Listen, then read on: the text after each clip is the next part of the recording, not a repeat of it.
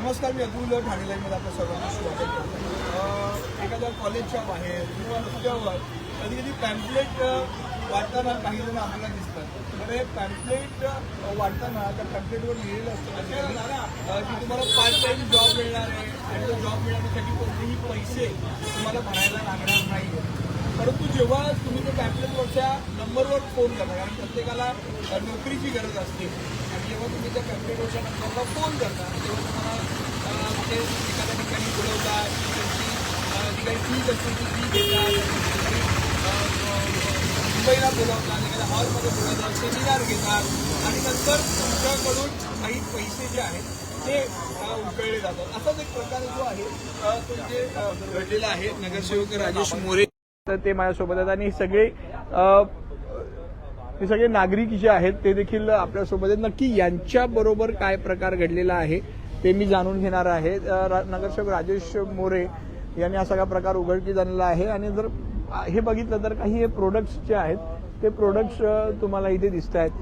ही सगळी लहान लहान मुलं दिसत आहेत ज्यांनी मला वाटतं आत्ताच 12वीची परीक्षा देखील दिलेली आहे. तर हा सगळा काय प्रकार आहे, हा सगळा प्रकार जो आहे तो आपण यांच्याकडून जाणून घेणार आहोत. हा सगळा नक्की काय प्रकार आहेत, किती पैसे त्यांनी भरले आणि कसं या सगळ्यांना मुंबईला बोलवलं गेलं, कसं सेमिनार अटेंड करायला लावलं आणि नंतर त्यांच्या घरी ते कसे आले आणि पैसे कसे उकळले आले, प्रोडक्ट कसे देण्यात आले, या सगळ्या बाबत जे आहे ते आपण त्यांच्याशी बोलणार आहोत आणि त्यांच्याकडून सगळी माहिती घेणार आहोत. नगरसेवक राजेश मोरे यांना या सगळ्या मुलांनी संपर्क साधला आणि आता शिवसेनेचे नगरसेवक राजेश मोरे जे आहेत ते या सगळ्या विषयामध्ये आक्रमक झालेले जे आहेत ते आपल्याला पाहायला मिळतात.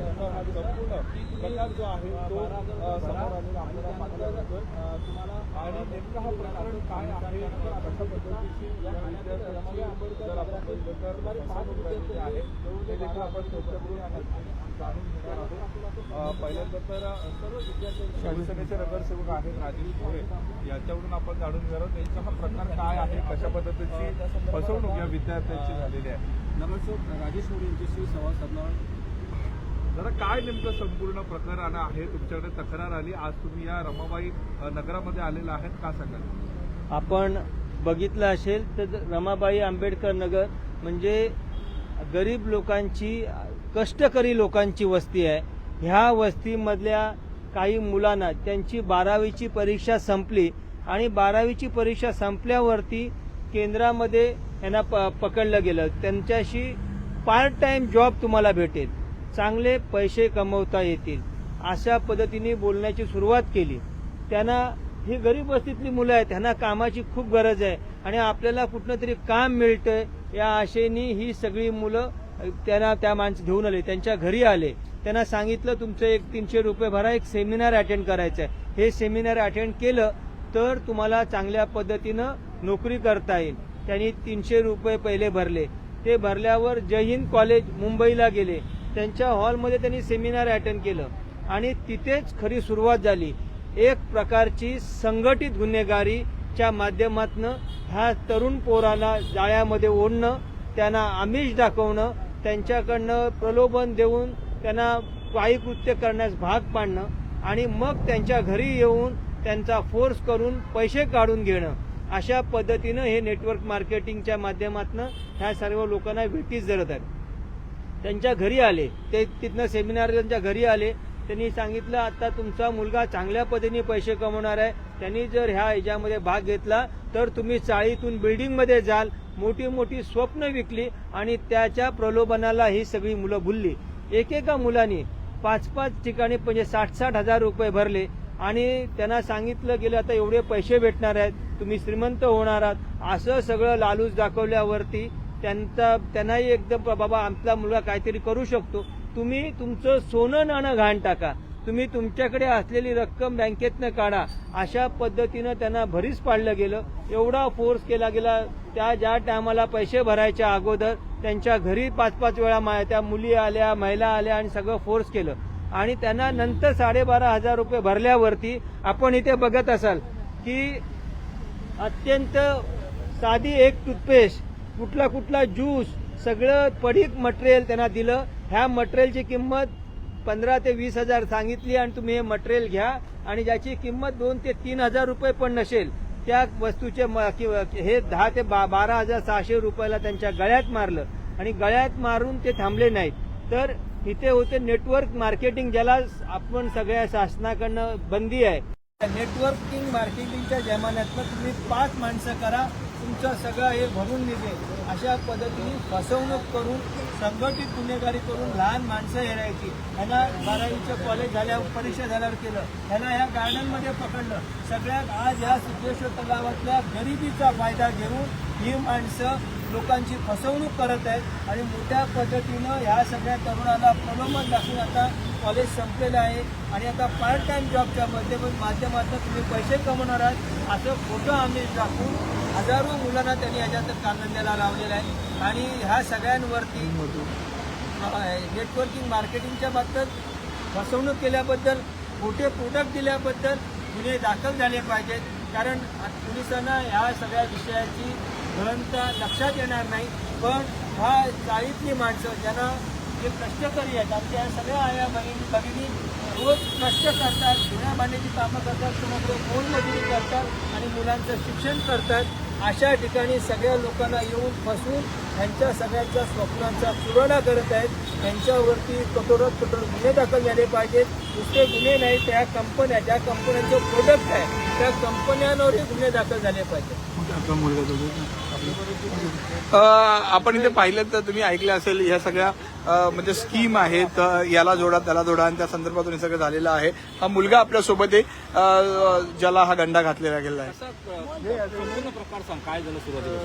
कॉलेजच्या बाहेर पेपर संपलेले तर तिथे पॅम्पलेट वाटत होत्या काय पोरं आणि पोरी. त्या पॅम्पलेटवर दिलेलं पार्ट टाईम वर्क आहे चांगले आणि मग त्याच्यावर नंबर होता, त्यावर कॉल केला आम्ही, मी आणि माझ्या मित्रांनी. तेव्हा ते लोक बोलले की पैसे नाही भरायचे, तुम्हाला चांगलं काम देऊ, असं तसं चांगलं बोलले.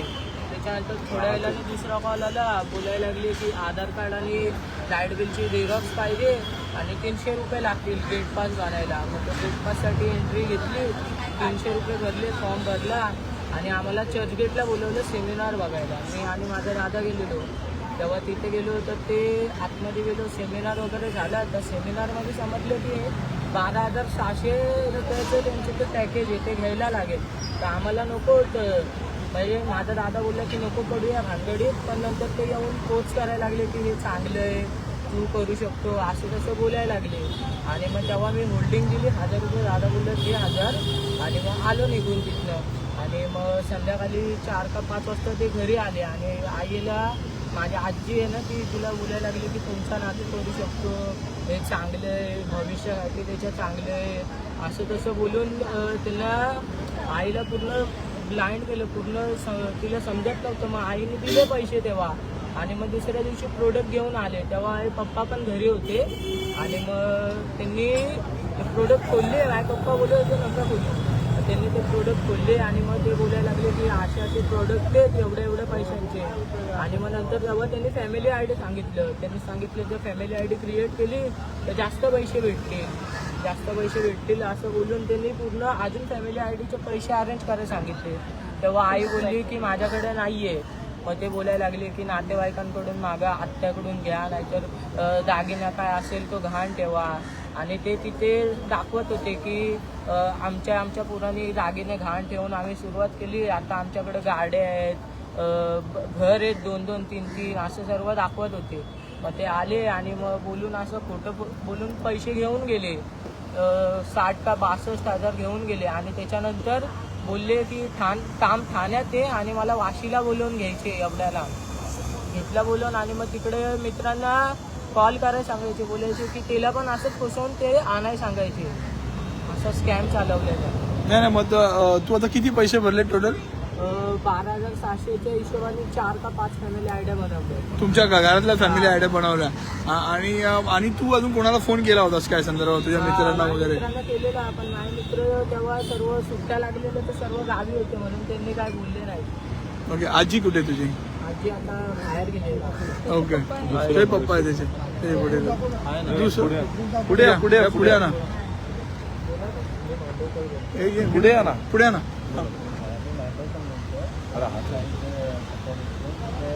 मुलाला फसवलं गेलेलं आहे पोरांना. असं घरी येऊन त्यांनी असं थोडे काय तुम्हाला असं जॉब लावतात या ठिकाणी हे करून त्यांना फसवण्यात आलेलं आहे. तुझ्याबद्दल काय झालं? तुझं काय बघायचं? एक मिनिट हां बोल.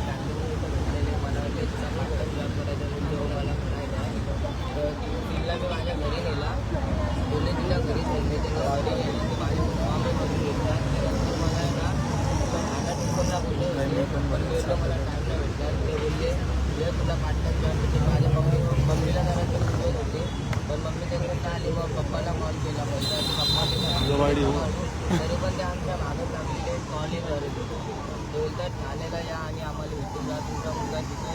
आणि परत आम्हाला एका दिवाच्या मुलाच्या व्हिडिओ दाखवले. बोलले हा मुलगा असा होता, आमच्यावर लागून तो पण आता तुम्ही पैसे भरले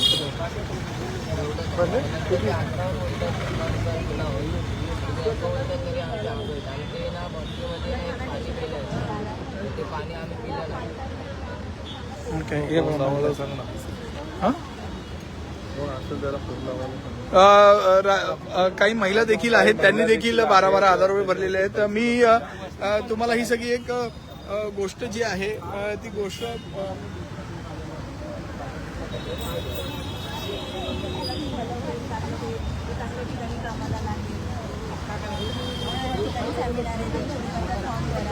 घरी आले कंटिन्यू मला 3 दिवस कॉल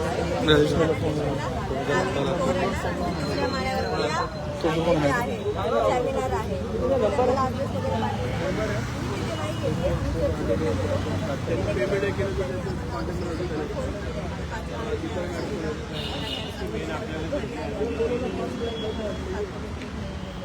त्यांचं म्हणजे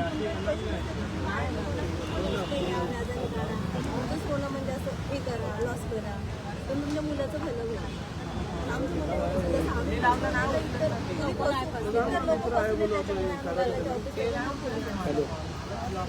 आजी आजी कुठल्या मुली त्या आणि आम्ही पोलीस कंप्लेंट केली ना, तर पोलिसांना सांगतात की यांनी खुशीनं दिले पैसे. या कोण मुली आहेत? कुठल्या आहेत? आणि ह्याच्यातली एक मुलगी ती माझ्या मित्राच्या त्याच्या कॉलेजची मुलगी आहे. मग त्यांना पोलिसांनी बोलून घेतलेलं? नाही बोलून घेतलं, ते आल्याच नाही. ओके. कुठे राहतात? काय मुलीचं नाव आहे? ऍड्रेस बी नाही, काही नाही. नाव नंबर काय वगैरे मुलीचं? काय? एकीचं श्रद्धा आणि एकीचं सानिया. सानिया. आणि त्यांचे नंबर आहेत, त्या नंबर बी असं हे करतात. फोन बघा, उचलतात का नंबर त्या? लावून बघा एकदा. गाडी येतो हां. नाही नंबर लावून बघा ना. तुमच्याकडे नंबर आहे ना? राजेश मोरे नगरसेवक बोलतोय. हॅलो, तुम्ही रमाबाईचे तर तुम्ही ते नेटवर्किंग मार्केटिंग जी करता, तुम्ही पाचपाकडीमध्ये तुम्ही नेटवर्किंग मार्केटिंगच्या माध्यमातून मुलांकडनं 12,500 रुपये घेता, 600 रुपये, बरोबर? हे आमच्या समोर ते सगळे प्रोडक्ट आहेत आणि सगळे आहेत. ते मुलं आलेत. तुम्ही आता 12,600 रुपये घेतलेत ना, सगळे प्रोडक्ट आणि सगळं दिलं त्यांना ठाण्यावरनं. ठाण्यावरनं पाचपकाडी. तुम्ही करता की नाही करत तेवढं सांगा. समोर मांडवकर आहेत, बाकी सगळी पोरं आहेत, तुमची 10-12 मुलं आहेत, ते सगळे आलेत माझ्याकडे. हां, नाव काय? साहिल मांडवकर. हां हां, पोपटला राहतात ते. हां, तुम्ही त्यांच्याकडनं 12,500चे 5 हे जणांना दिलेत, बरोबर?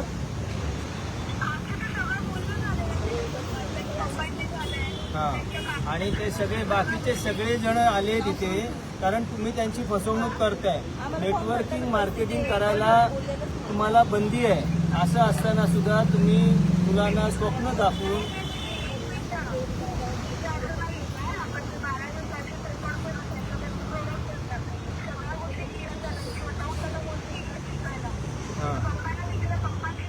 तुम्ही 5 माणसं, ती 5 माणसं ते कुठनं आणणार?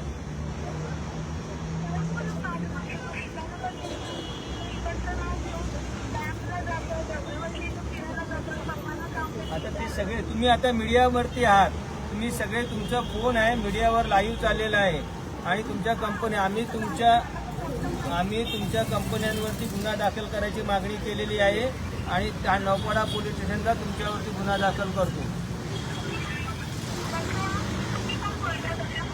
मी नगरसेवक बोलतो.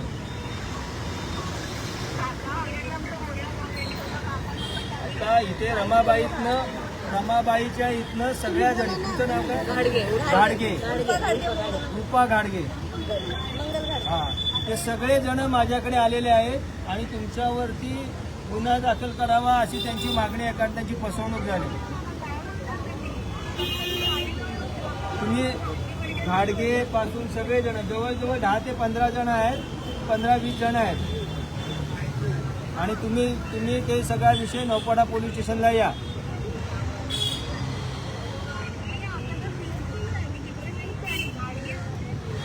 तुम्हाला पुढे तुम्ही या, समोर या आणि समोर सगळा खुलासा करा कारण जे सगळे प्रोडक्ट दिले ते डुप्लिकेट आहेत, त्याचं मार्केटमध्ये काही व्हॅल्यू नाही.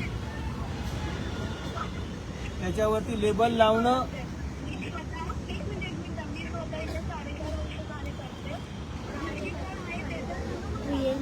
काय घाडगे, काय नाव? सूरज घाडगे.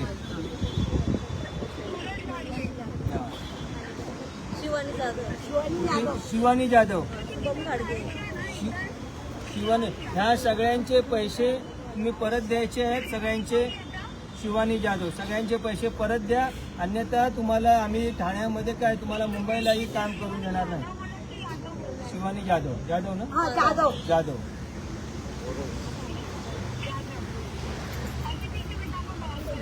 पोलीस स्टेशनला तुम्ही नौपाडा पोलीस स्टेशनला या आणि तिथनं आपल्याला सगळ्या गोष्टी समोरासमोर हे करता येतील.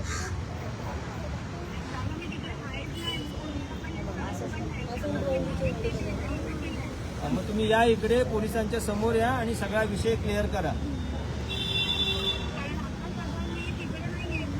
तुम्ही संध्याकाळी या. 4.5 वर्ष आहे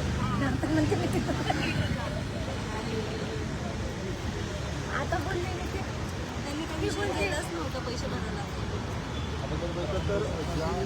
मी हा प्रकार परत एकदा तुम्हाला सांगतो. कदाचित हा प्रकार जो आहे तो तुमच्या बरोबर घडलेला देखील असेल.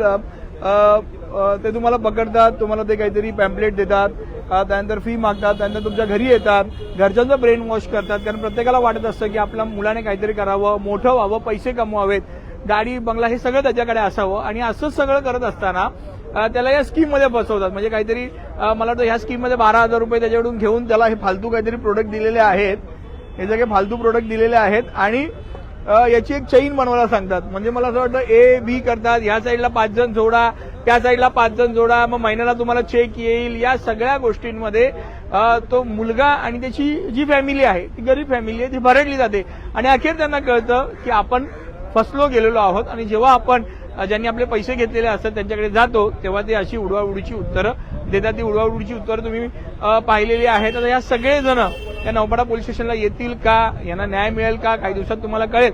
परंतु ही गोष्ट तुमच्याबरोबर घडू नये यासाठी तुम्हीच काळजी घेतली पाहिजे. अशा भूलतापांना जे आहे ते बळी पडायला नको. कारण मलाही माहिती आहे, जेव्हा मी 12वी पास झालो त्यानंतर देखील असे अनेक जण, म्हणजे माझ्याच फ्रेंड सर्कलमध्ये असे अनेक जण होते जे यायचे, सेमिनारला घेऊन जायचे, मग ते टाळ्या वाजवत यायचे. मग त्या गाड्या, तेव्हा करिश्मा गाडी होती, करिश्मा. जेव्हा मी कॉलेजला होतो तेव्हा करिश्मा गाडी फॉर्मला होती, तेव्हा सगळेच जण करिश्मा गाडी घ्यायचे.